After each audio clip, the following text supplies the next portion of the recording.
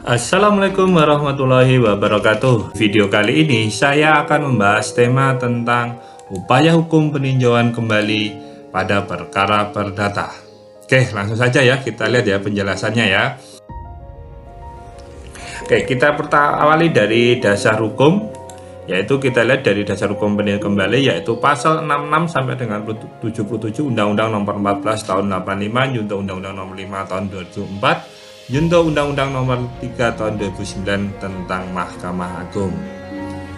Di sini ada juga Surat Edaran Mahkamah Agung Sema Nomor 8 Tahun 2011 tentang perkara yang tidak memenuhi syarat kasasi dan peninjauan kembali. Ini dua hal ini yang jadi rujukan ya, dan tidak kalah penting terkait dengan buku 2, yaitu buku pedoman teknis untuk peradilan ya. Ini juga sebagai dasar dalam pemberkasan untuk pengajuan peninjauan kembali. Kita lihat prinsip dalam peninjauan kembali, yaitu yang pertama bahwa peninjauan kembali ini adalah upaya luar biasa atas putusan yang berkekuatan hukum tetap. Jadi di sini bahwa peninjauan kembali itu diajukan untuk putusan yang telah berkekuatan hukum tetap, dan dalam peninjauan kembali ini tidak menangguhkan atau menghentikan pelaksanaan putusan pengadilan yang telah berkekuatan hukum tetap tadi. Jadi itu putusan tetap bisa dilaksanakan, dan permohonan peninjauan kembali diajukan hanya satu kali ya, jadi hanya untuk satu kali saja. Karena apabila nanti bisa berkali-kali, tentu nanti di sini terjadi tidak adanya kepastian hukum. Kita lihat apa alasan untuk digunakan sebagai peninjauan kembali. Secara limitatif sudah diatur dalam pasal 67 Undang-Undang Nomor 14 Tahun 85. Yaitu yang pertama, apabila putusan didasarkan pada suatu kebohongan atau tipu muslihat pihak lawan yang diketahui setelah perkaranya diputus atau didasarkan pada bukti-bukti yang kemudian oleh hakim pidana dinyatakan palsu.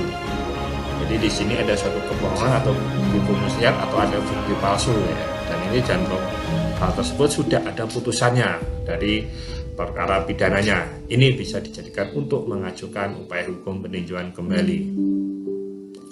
Alasan yang kedua yaitu apabila setelah perkara diputus ditemukan surat-surat bukti yang bersifat menentukan yang pada waktu perkara diperiksa tidak dapat ditemukan. Nah, di sini ada suatu namanya alat bukti ya, alat bukti baru. Nah, inilah yang biasa dikenal dengan novum atau bukti baru. Diketemukannya adanya novum, maka di sini dasar untuk mengajukan peninjauan kembali. Alasan yang ketiga yaitu apabila telah dikabulkan suatu hal yang tidak dituntut atau lebih daripada yang dituntut. Ini biasa dikenal dengan nama ultra petita ya. Di sini namanya ultra petita.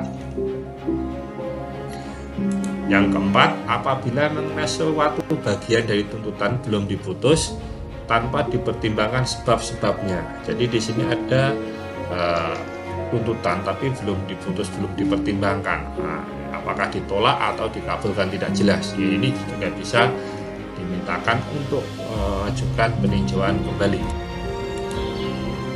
Yang kelima yaitu apabila antara pihak-pihak yang sama mengenai suatu soal yang sama atas dasar yang sama oleh pengadilan yang sama atau sama tingkatannya diberikan putusan yang bertentangan satu dengan yang lainnya. Jadi di sini ada perkara yang sama, pemeriksaannya dasarnya sama, dalam pengadilan tingkatannya sama, tapi ternyata ada putusan yang bertentangan, Nah, ini bisa diajukan untuk mengajukan dasar peninjauan kembali. Dan yang terakhir yaitu apabila dalam suatu putusan terdapat suatu kekhilafan hakim atau suatu kekeliruan yang nyata. Ya, bisa jadi ini salah dalam kekhilafan di sini dia menerapkan aturan undang-undang yang lama, pada undang-undang tersebut sudah diperbarui dengan adanya undang-undang terbaru. Ini terjadi kekhilafan hakim. Ini juga bisa digunakan untuk mengajukan alasan peninjauan kembali. Kita lihat siapa yang bisa mengajukan atau pihak yang dapat mengajukan peninjauan kembali, yaitu diajukan sendiri oleh para pihak yang berperkara.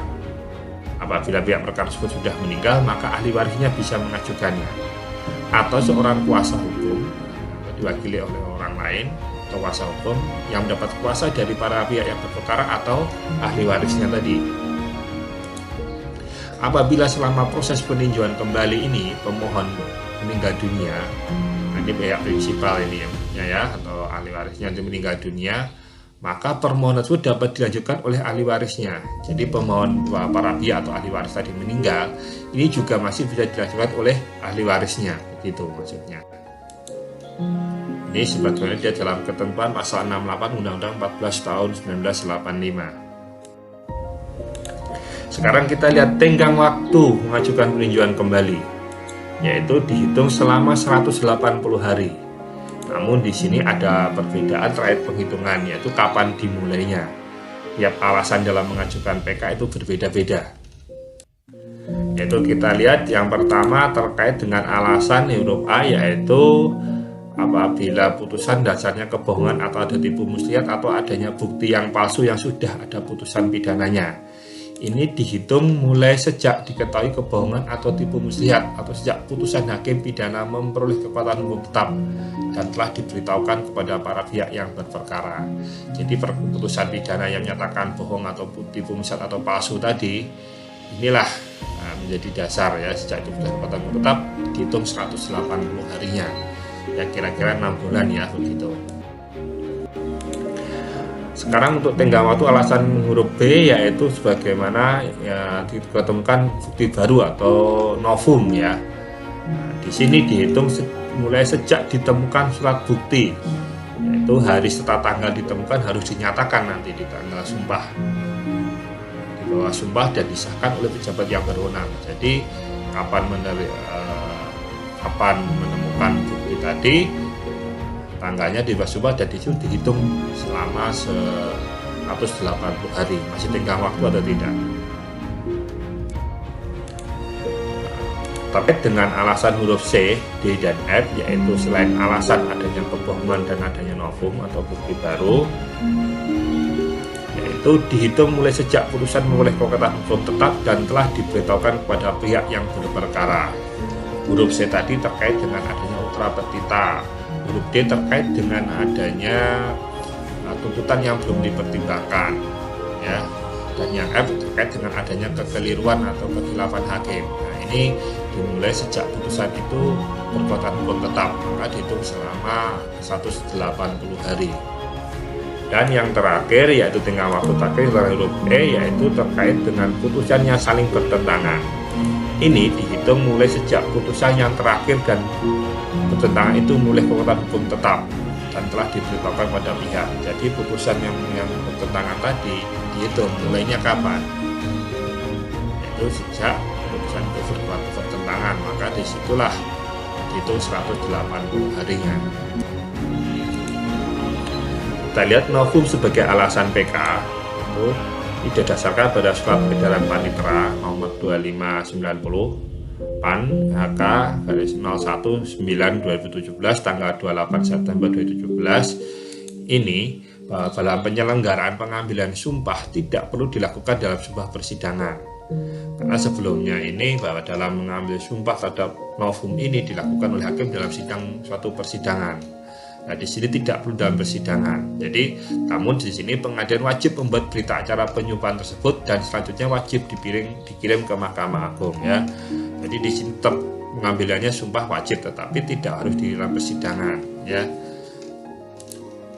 Berita acara penyumpahan ini wajib memuat hari, tanggal, dan tahun ditemukannya bukti baru atau novum. Jadi di sini dibuat wajib ya, hari, tanggal, dan tahun ditemukannya. Jadi jangan sampai tidak dibuat kapan ditemukan bukti barunya tadi. Karena ini terkait dengan syarat formalitas dalam mengajukan peninjauan kembali. Kita lanjut terkait dengan pendaftaran PK, yaitu diajukan di pengadilan tingkat pertama yang memutus perkara lewat meja PTSP. Nah, jadi di sini diajukan ke pengadilan yang memutus perkara dan di semua permohonan sekarang dilewatkan melalui pelayanan terpadu satu pintu pengadilan. Selanjutnya yaitu membayar uang panjar perkara yang sudah ditentukan. Selanjutnya setelah dengan pembayaran uang tersebut nanti akan didaftar dalam jurnal dan diregister peninjauan kembali. panitera pengadilan akan membuat akta peninjauan kembali. Nah, dalam mengajukan permohonan peninjauan kembali ini harus disertai dengan alasan dalam permohonan PK tersebut. Ini biasa disebut dengan memori PK. Jadi ada namanya alasannya apa, sebagaimana dalam UN sebelumnya ya, dari 6 hal tadi harus disebutkan apa yang menjadi alasan dalam mengajukan permohonan peninjauan kembali.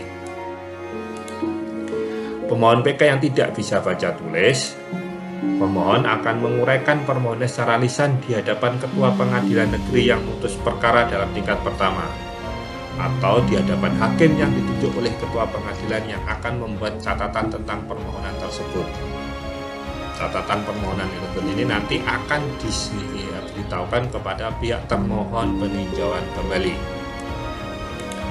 Nah, terkait dengan pemberitahuan PK, itu dalam pasal 72, itu pemberitahuan kepada termohon PK paling lambat 14 hari sejak pengajuan.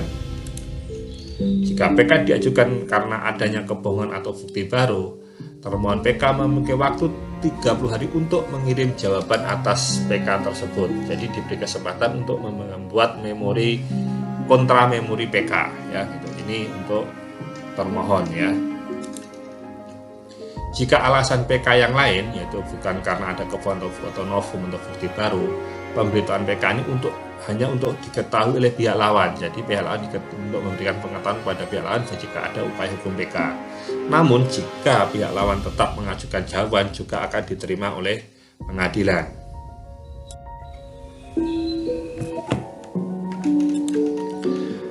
Sedangkan pengiriman berkas yaitu paling lambat 30 hari sejak berkas dinyatakan lengkap. Jadi setelah berkas lengkap ya, dari berkas bundel perkara sebelumnya, memori PK, kontra memori dan pemberitahuan lain-lainnya, berkas sudah lengkap, maka dikirim paling lambat 30 hari ke Mahkamah Agung. Nah, nantinya jika Mahkamah Agung mengabulkan permohonan peninjauan kembali, akan dibatalkan putusan sebelumnya dan selanjutnya Mahkamah Agung akan memeriksa dan memutus sendiri perkaranya. Mahkamah Agung apabila menolak permohonan peninjauan kembali berarti berpendapat bahwa permohonan itu tidak beralasan. Jadi alasan-alasan yang disampaikan oleh pemohon dalam memori PK-nya tidak diterima. Kita lihat di terkait yaitu surat edaran Mahkamah Agung RI nomor 8 tahun 2011, yaitu terkait dengan apabila permohonan PK dan memori PK yang diajukan melampaui tenggang waktu pengajuan permohonan PK dan memori PK tadi sesuai dengan ketentuan pasal 69 Undang Mahkamah Agung, maka permohonan tersebut tidak dapat diterima dan berkas perkara tidak perlu dikirim ke Mahkamah Agung dengan penetapan KPN. Jadi permohonan tidak dapat diterima itu cukup dengan penetapan Ketua Pengadilan. Jadi tidak perlu berkas dikirim ke Mahkamah Agung. Dan penetapan KPN tersebut tidak dapat diajukan upaya hukum perlawanan kasasi atau PK ya. Jadi tidak bisa diajukan upaya hukum apapun, baik perlawanan kasasi atau PK terhadap penetapan Ketua Pengadilan ini. Baik, itu tadi penjelasan video dari kami. Saya ucapkan terima kasih.